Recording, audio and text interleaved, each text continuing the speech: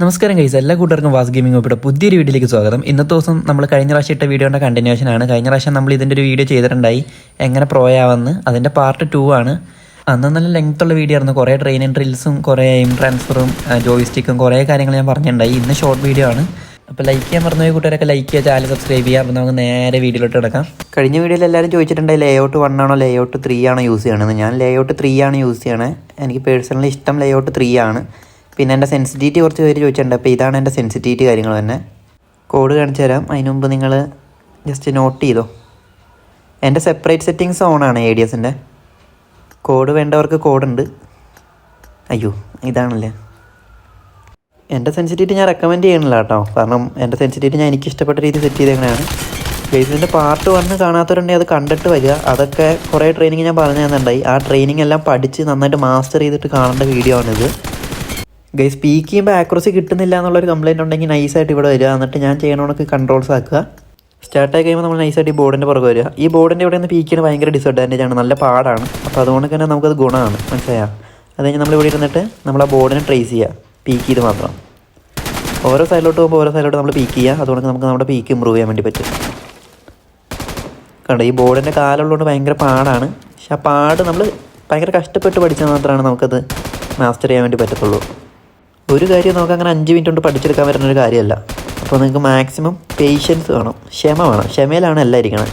ഈ BGMI എന്ന് പറഞ്ഞ ഗെയിം തന്നെ ഡിപ്പെൻഡ് ചെയ്തിരിക്കുന്ന ക്ഷമയിലാണ്. കാരണം നമ്മൾ ക്ഷമ കെട്ട് കളിച്ച് കഴിഞ്ഞാൽ പെട്ടെന്ന് ചാവത്തേ ഉള്ളൂ. പക്ഷേ അതേ സമയത്ത് നമ്മൾ ക്ഷമ വെച്ച് ചിന്തിച്ച് കളിച്ച് കഴിഞ്ഞാൽ നമുക്ക് ഏതൊരു സിറ്റുവേഷൻ ഹാൻഡിൽ ചെയ്യാൻ വേണ്ടി പറ്റും. ഗൈസ്, ഇതൊരു 15 മിനിറ്റ് ചെയ്യുമ്പോഴത്തേക്ക് നിങ്ങളുടെ തലയിലോട്ട് ഇത് ഓട്ടോമാറ്റിക്കലി ക്ലിക്ക് ആകും കേട്ടോ. പിന്നെ നിങ്ങളത് ഓൾറെഡി ഒരു ഫൈറ്റ് വരുമ്പോൾ നിങ്ങൾ അറിയാണ്ട് നിങ്ങളുടെ മൈൻഡ് തന്നെ അത് ചെയ്തോളൂ. അപ്പോൾ നിങ്ങൾക്ക് ഈസി ആയിട്ട് അടിക്കാൻ വേണ്ടി പറ്റും. അപ്പോൾ എല്ലാ ദിവസവും ഒരു 15 മിനിറ്റ് അത് ട്രെയിൻ ചെയ്യാം. ഗൈസ്, നമ്മുടെ നെക്സ്റ്റ് ഡ്രിൽ ഇവിടെയാണ്. നൈസായിട്ട് ഇവിടെ വന്നിട്ട് ഡിഫിക്കൽട്ടി 2 സ്റ്റാർട്ട് ചെയ്യുക. നമുക്കിവിടെ ഒരു ഷോർട്ട് ഗൺ മാസ്റ്റർ ചെയ്യാൻ വേണ്ടി പറ്റും. ഷോർട്ട് ഗൺ അല്ല, എല്ലാ ഒട്ടുമിക്ക ഗൺസും നമുക്ക് ഇവിടെ മാസ്റ്റർ ചെയ്യാൻ വേണ്ടി പറ്റും. ഞാനിവിടെ ഷോർട്ട് ഗൺ ട്രൈ ചെയ്യാൻ വേണ്ടിയാണ് വരാറ്. നിങ്ങളുടെ ഷോർട്ട് ഗൺ ഇമ്പ്രൂവ് ചെയ്യാനാണെങ്കിൽ നിങ്ങൾ ഇവിടെ വന്നിട്ട് 10 മിനിറ്റ് ഇരുന്നും പ്രാക്ടീസ് ചെയ്താൽ മതി. അതുകൊണ്ട് തന്നെ വാവ് മോഡൊക്കെ ഉണ്ട് ഷോർട്ട് ഗൺ. അതൊക്കെ കളിച്ച് കഴിഞ്ഞാൽ നിങ്ങളുടെ ഷോർട്ട് ഗൺ മാസ്റ്റർ ചെയ്യാൻ വേണ്ടി പറ്റും.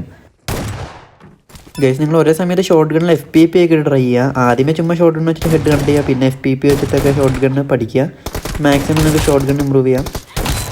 ഇതാകുമ്പോൾ ഡാമേജ് കുറച്ച് കുറവാണ് ബോട്ടുകൾക്ക്. അപ്പോൾ ഒരു മിനിമം 3-4 ബുള്ളറ്റ് മേത്ത് കൊള്ളിക്കണം. അപ്പോൾ നമുക്ക് ഈസി ആയിട്ട് ട്രെയിൻ ചെയ്ത് എടുക്കാവുന്നേ ഉള്ളൂ ഇതൊക്കെ.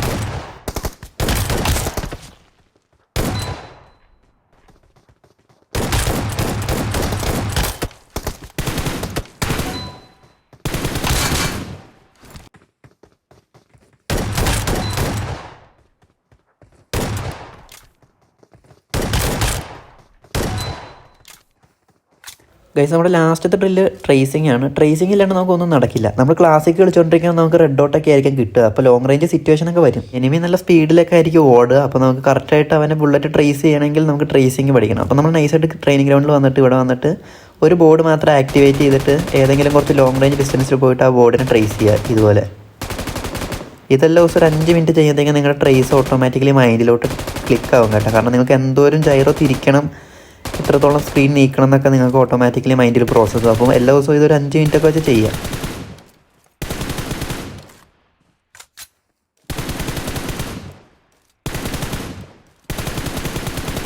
ഗൈസ്, ഇന്നത്തെ വീഡിയോ ഇത്രേ ഉണ്ടായിരുന്നുള്ളൂ. എനിക്കറിയാം ഇന്നത്തെ വീഡിയോ ഒരു അടിപൊളി വീഡിയോ അല്ല. കാരണം എന്താണെന്ന് വെച്ച് കഴിഞ്ഞാൽ ഞാനൊട്ട് പ്രിപ്പയർ ആയിട്ട് എടുത്തൊരു വീഡിയോ അല്ല. ഞാൻ ജസ്റ്റ് ഒരു എനിക്കറിയാവുന്ന കുറച്ച് കാര്യങ്ങൾ പറഞ്ഞു തന്നതാണ്. അല്ലാണ്ട് ഞാൻ സ്ക്രിപ്റ്റ് കാര്യങ്ങളൊന്നും ചെയ്തിട്ട് എടുത്തൊരു വീഡിയോ അല്ല. പക്ഷേ അടുത്ത വീഡിയോ നിങ്ങൾ വിചാരിക്കണമെന്നൊക്കെ കിട്ടില്ല വീഡിയോ ആണ്. കാരണം ഗൈറോ സെറ്റ് ചെയ്യാനും സെൻസിറ്റിവിറ്റി സെറ്റ് ചെയ്യാനും കൺട്രോൾസ് സെറ്റ് ചെയ്യാനുള്ള വീഡിയോ ആണ്.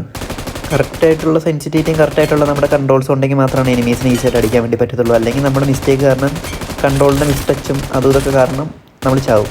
അപ്പോൾ അടുത്ത പ്രാവശ്യത്തെ വീഡിയോ നിങ്ങൾക്ക് നല്ല യൂസ്ഫുൾ ആയിട്ടുള്ള വീഡിയോ ആണ്. അപ്പോൾ എല്ലാവരും സബ്സ്ക്രൈബൊക്കെ ചെയ്ത് വെച്ചോ. അടുത്ത ദിവസം കാണാം. Tata, bye bye.